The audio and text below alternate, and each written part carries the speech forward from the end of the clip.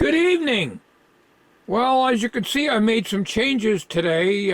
Just started doing that. I was trying to decide where to put this monitor, and I was going to remove the base. There's only about 4 screws holding the base to that TV that I use for what I want to use for the camera, and I was going to put it up, somehow mount it up here.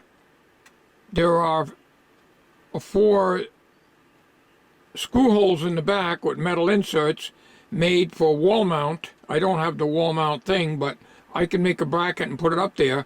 But the problem is it'll cover up my Variac, and then I'd have to keep moving it and taking it out of there. So I elected to leave it like this, but I'm going to lose all these outlets here. But that's not a problem because I've got this strip here, and it's actually more convenient when I'm working on something here on the bench to just reach up here and plug it in.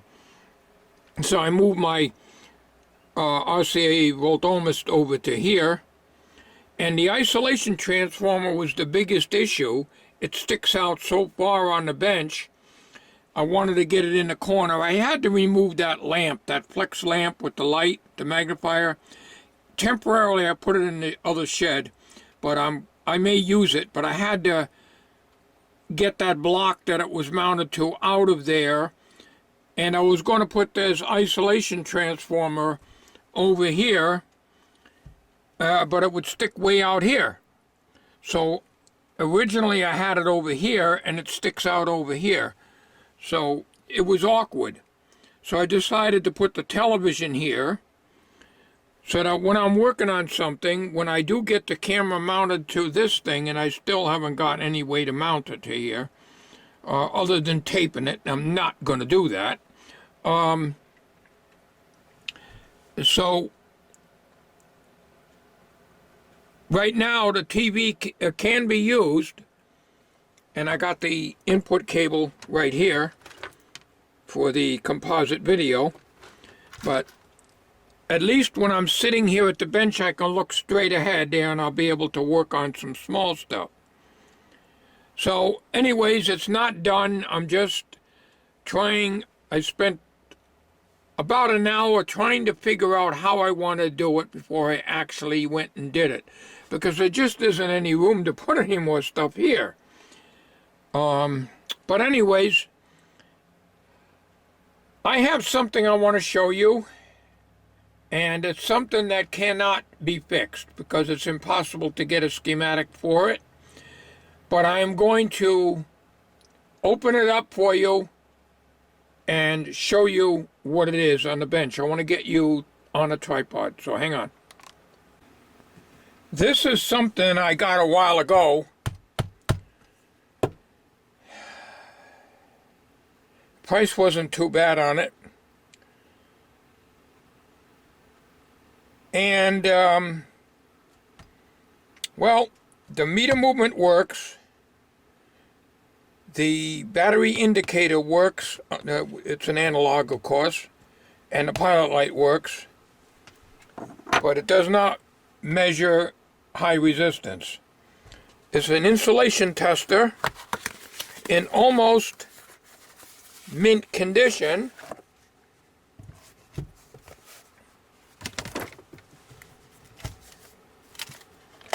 With a nice case and everything.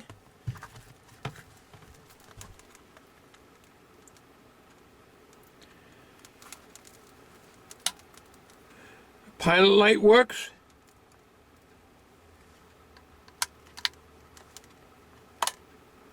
Let's see, battery indicator over here in the blue scale works. But the high resistance measurement feature does not work. So, comes with the probes.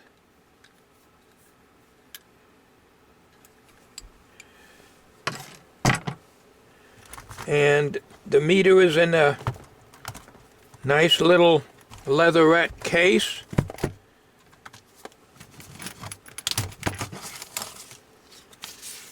with the owner's manual. Now, the reason I'm making this video is I had given this to Mike to see if he can fix it for me. He looked high and low for a schematic of this. You cannot get the schematic. It is impossible. You got the instruction book here, such as it is, a pamphlet. Tells you how to use it. It reads, well, when it's working, it reads up to 1,000 megohms, 1 gigohm. And in order to read high resistance like that, it puts out 500 volts. Well, there is no high voltage coming out of these connectors here. The meter also reads up to 600 volts AC. That works very well. You put your probes in here. And you set your meter for 600, AC volts rather. It'll read your line voltage up and any voltage, AC voltage up to 600 volts. So the meter movement works, everything works except the high resistance. It's called a mega, and it's used for measuring insulation. It's handy for measuring insulation on transformers if you wanted to measure from a winding to the transformer frame, for instance, for leakage. Things of that nature.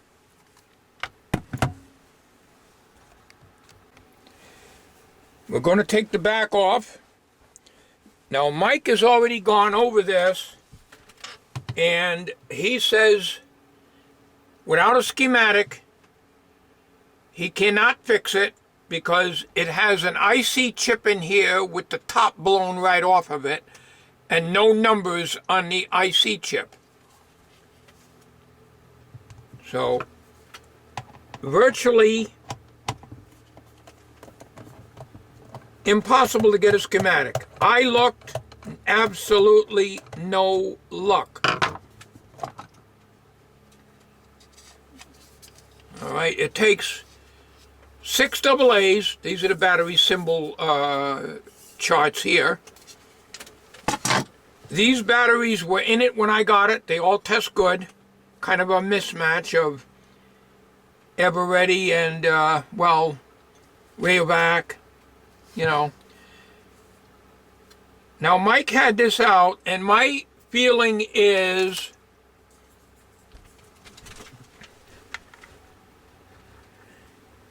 this is most likely the chip right here. So I'm going to try to remove this here. This has got a meter movement cover on over here. So I don't know if I'm going to be able to get that off or not. Mike had it all apart, but this stuff is very small, but I will give it a try. Make sure I'm in camera here. All right, let's see. Is this the right size screwdriver for this? I might need a smaller Phillips. Yeah, I think I'm going to need a smaller one for that.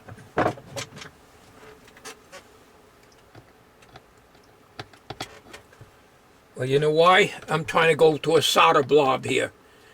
That's why the screwdriver isn't fitting in.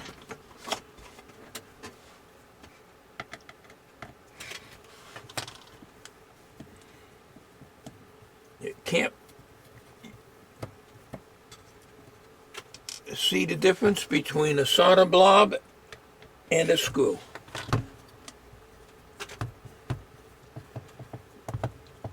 Now, the last time I tried to open this, before I brought it to Mike, I could not get into it. I was afraid I might damage this meter cover.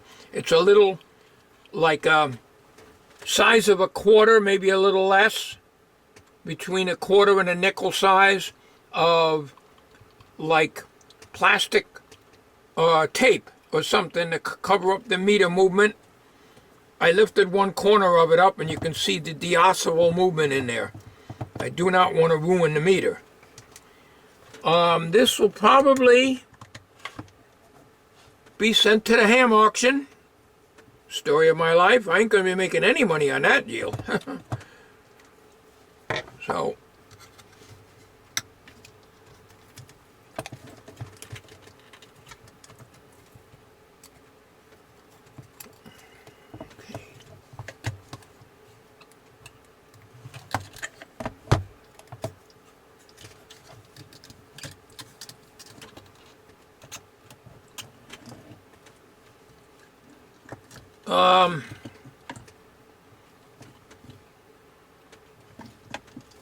I think Mike might have taken out the wires for, unsoldered the wires for the meter. It came out a lot easier, I guess, because Mike had this out. I'm not going to be able to flip this over.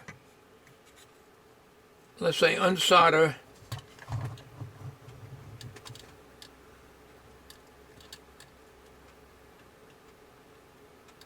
the meter movement wires. So that's not going to do any good anyways. They'd have to unsolder all this too. I really I don't like working on this stuff at all, as I said.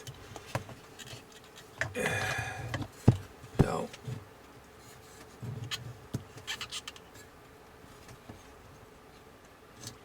I can feel a hole in the chip.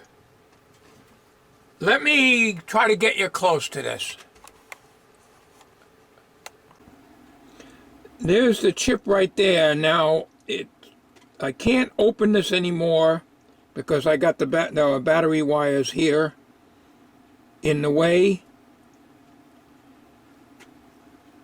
I could unsolder that, and I hate to, because I'll make a sloppy job trying to put it together again, but there's this chip, and behind that is the high voltage transformer. Mike did say there's a high voltage transformer. Not sure what kind of circuitry, if he knew the number of the chip, and that's the reason for the schematic, because the top is blown off, there's a hole in it. Mike would be able to fix it provided he could get the chip for it. Alright, what I feared happened is the meter protective cover came right off. I unsoldered the black wire that went on the other side of the board here, and I unsoldered negative lead of the battery here. As you can see here, like Mike says, the chip is blown right open. It's a 16-pin chip. Apparently, it looks like it's socket mounted, but there's no remnants of the part, the top in here. So apparently, the guy I bought it from maybe had somebody look at it. A piece could have fallen out. So if we could find a top, we may know what the chip number is on it. This is the high voltage transformer right here. There isn't a lot to this at all.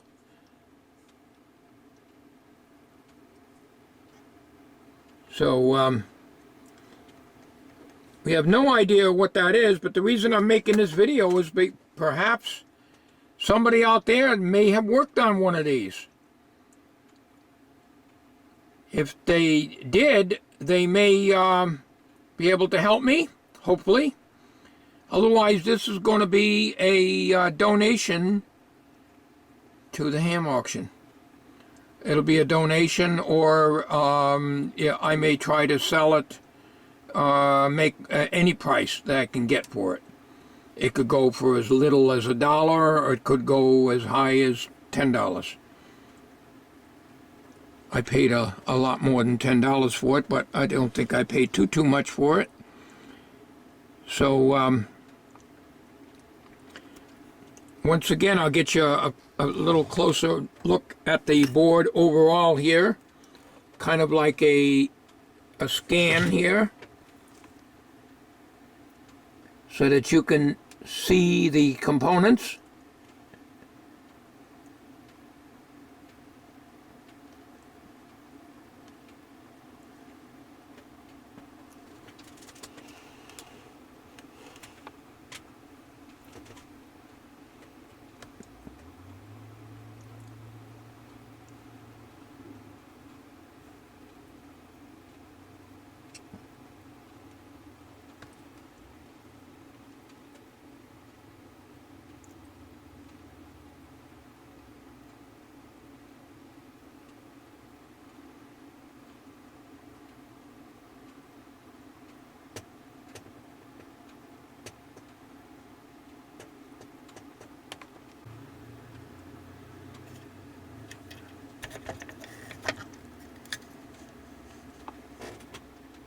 This is the other side.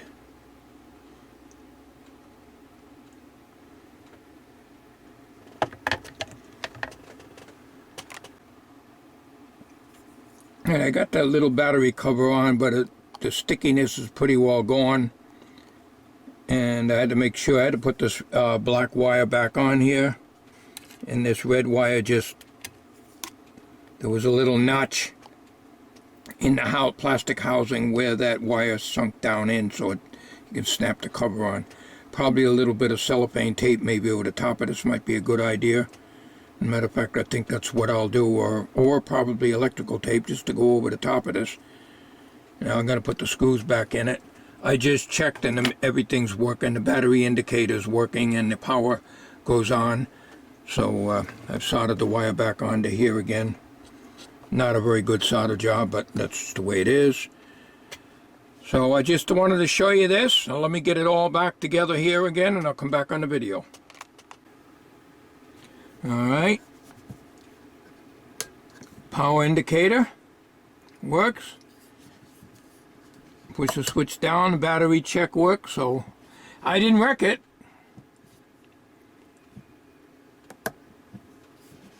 Now on these jacks on the top, the left one's for the ground clip. The one next to it that's marked L is where you connect your probe, which is this guy right here. It's just a direct probe. There's nothing in here. It's just because you're measuring very high resistance, I think it probably wants to be keeping your hands away from the wire. And this is the negative probe, which will go into the ground jack right here. A TIF it990.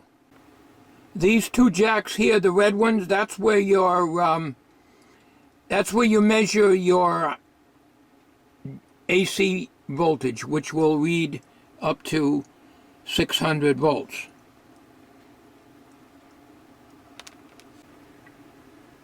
Now this is the owner's manual right here.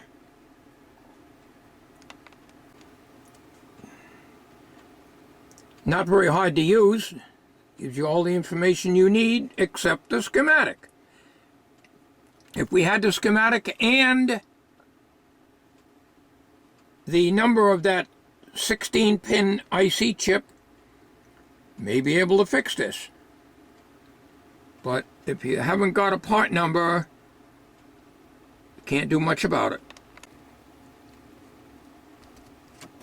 I'm just holding this so it's not really a very good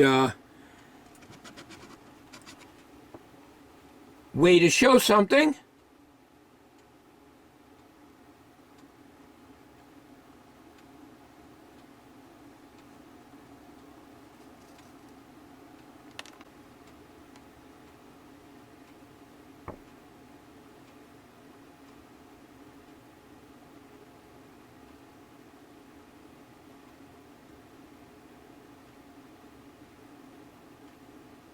You can pause the video if you want to read that.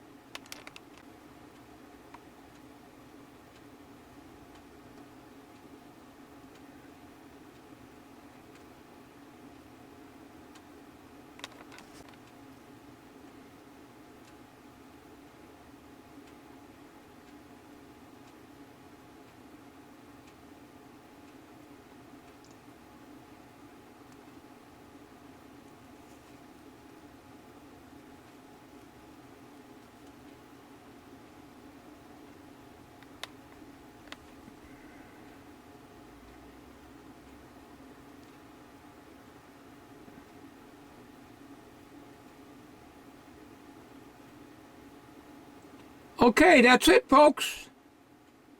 We'll put it back in. If anybody has any ideas as to what chip that is, I'd appreciate the information. And if we can get the chip, Mike says he'll give it a try, but you can't fix something if you haven't got a part number or a schematic with the part number listed. Take care and thanks for watching.